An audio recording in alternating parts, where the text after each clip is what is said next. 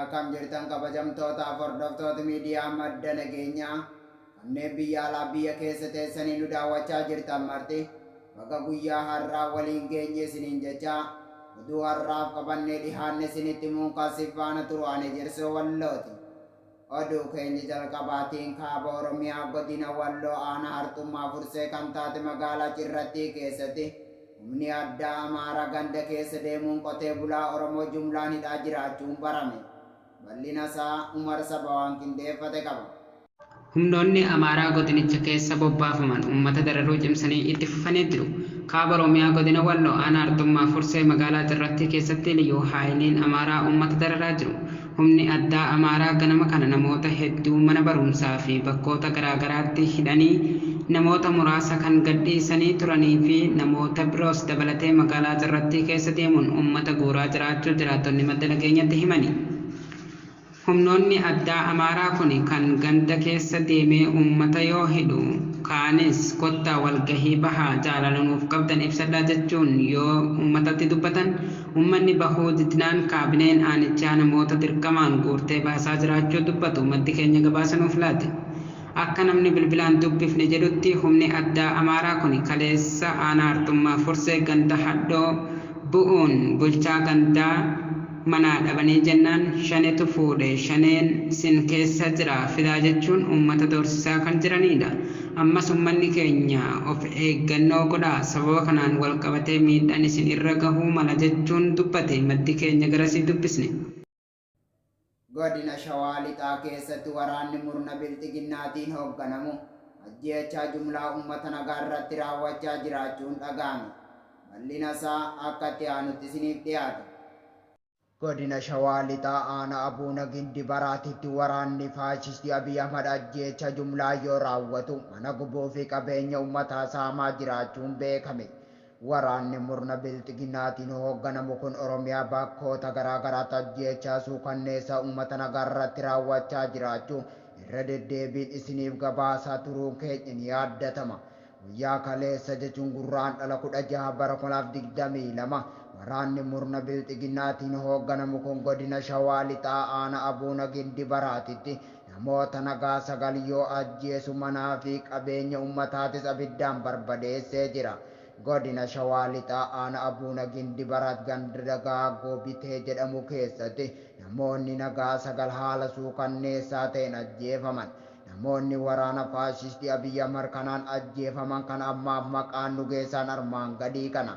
Tokko Tollii Kabbee Bokkii Bulchaa Shaashoo Kabbee Dabalaa Dooktor Maastar Hannaa Abbabaa Gaddafaa Tufaa Abbaa Falmaa Abuuna Dabalee fi Maanguddoo Bayyisaa Gammadaa jedhamanidha. Namoonni armaan olii kun yoo ajjeefaman kanneen manni jalaa gubatee fi qabeenyi manaa guutuutti jalaa saamame kan ammaaf maqaan nu geessan kana. Obbo Badhaadha Gabbisaa, Obbo Boojaa Deebisaa, Obbo Maasuu Hirkoo kan jedhaman yoo ta'u qabeenyi isaanii guutuutti jalaa yoo saamamu kaanis barbadaa'ee jira. Waraanni murna bilxiginnaatiin hoogganamu kun ilmaan Oromoo Oromiyaa fi godinoota garaagaraa keessatti jumlaan yoo ajjeesu qabeenya isaanii abiddaan barbadeessaa jiraachuun beekamaadha. Barsiisaa Yuunivarsiitii Dambidolloo diroonii tokkoo fi xiyyaara tokko kalaqee jiraachuun barame. Bal'ina isaa dabalataan Umar Saba waan qindeeffate qaba. Barsiisaan Yuunivarsiitii Dambidolloo diroonii kalaqee jira. Barsiisaan Yuunivarsiitii Dambidolloo diroonii kalaqee jiraachuun dhaga'ame. Barsiisaan Yuunivarsiitii Dambidolloo kan ta'e Amaanu'eel Baalchaa diroonii kalaquun kaleessa jechuunis gurraandhala 16 bara 2022 bakka jiraattonnii fi pirezidaantiin Yuunivarsiitii Dambidolloo akkasumas barattoonni mooraa Yuunivarsiitii Dambidolloo jiranitti agarsiisee jira. Barsiisaa Amaanu'eel Baalchaa muummee mekaanikaalaa injineringii Yuunivarsiitii Arbaa Mincirraa eebbifamee bahuun ammatti barsiisaa Yuunivarsiitii Dambidolloo yoo ta'u yeroo ammaa diroonii 2 fi xiyyaara tokko kalaquusaa pirezidaantii Yuunivarsiitii Dambidolloo Dr. Laataa Tasfaayee dubbatanii jiru. Dirooniin kunis meetira 250 balali'uu kan danda'uu fi daqiiqaa 30 ammoo qilleensa keessa turuu akka danda'us barsiisaa Amaanu'eel Baalchaa dubbatee jira.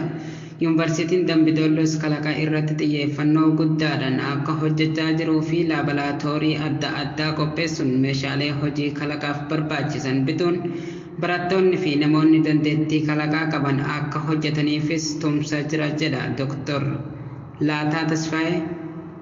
Haaluma wal fakkaatuun barattoota magaalaa Dambidolloo kutaa 1 hanga 12 barataniif laaboraatoorii kalaquuf ta'uu 2 qopheessuun hojii kalaqaaf bakka guddaa akka kennanis dubbatanii jiru.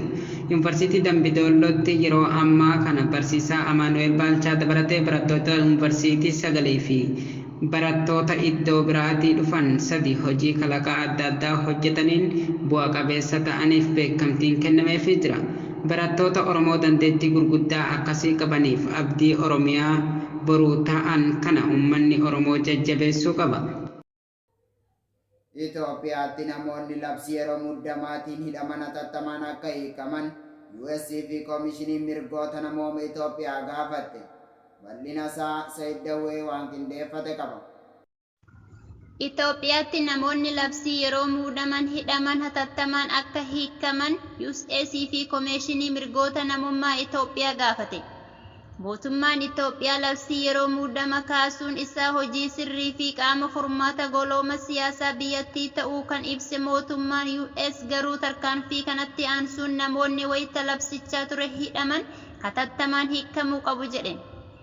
Waraana biyyattii keessatti gaggeeffamaa jiruu fi golooma siyaasaa uumamee jiru karaa nagaan furmaata kaa'uu fi tarkaanfii mootummaan fudhate xurree kan saaquudha jechuun tarkaanfii mootummaa kanatti gammadu ibseera ministeerri dhimma alaa US.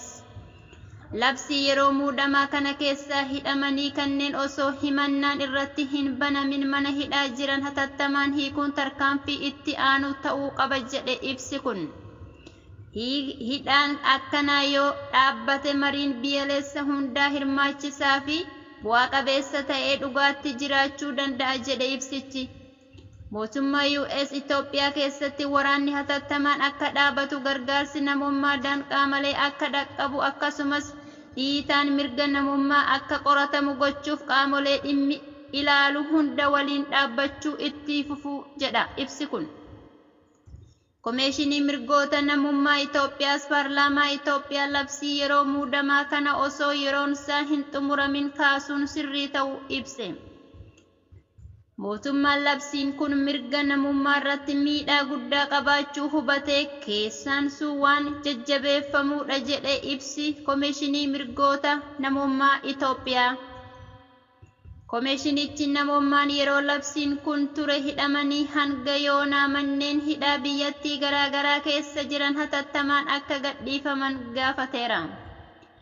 Dabalataan namoonni labsii yeroo muddamaan hidhamanii gadhiifaman waraqaa kana mirkaneessuu qabuu isaaniitiin gara hojii isaaniitti deebi'uu waan hin dandeenyeef rakkoolee hawaasa dinagdee hamaaf saaxilamaa jiraachuu akka adda baases ibseera koomishinichi.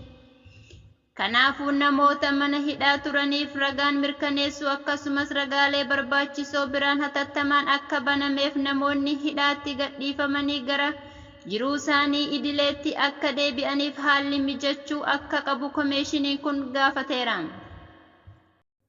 Egaa kabajamtootaaf hordoftoota miidiyaa madda nageenyaa oduu har'aaf qabannee dhihaanne kana gammaa daawwattanidha. Qophiileen madda nageenyaatti fufaan gama kiyyaan nagaatti isiniin jedha.